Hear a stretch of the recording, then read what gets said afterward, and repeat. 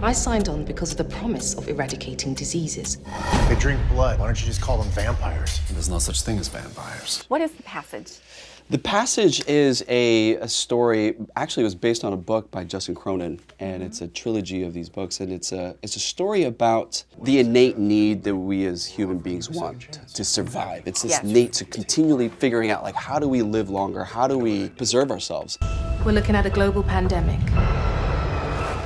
You get exposed at breakfast, you're dead by dinner. The story is about a bunch of these scientists who started this thing called Project Noah, and where we're trying to figure out this new virus that came out, where can we adjust this to cure diseases and everything else, but it also runs the risk of like a human destruction. Are you a good doctor or a bad doctor? You wanted a solution. This is it. I think he is a very good doctor. Okay. And I think he's a very smart doctor. Dr. Daniel Pett, he really wants to just find the solution to the problem.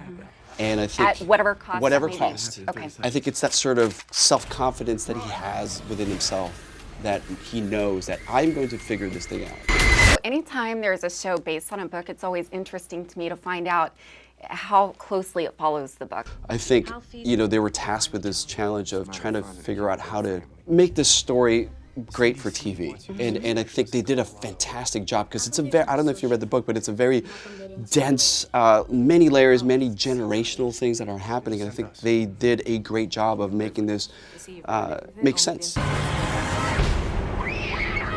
And for people who've had a chance to see this, I know at Comic-Con it was incredibly popular. People loved this show. Great feedback.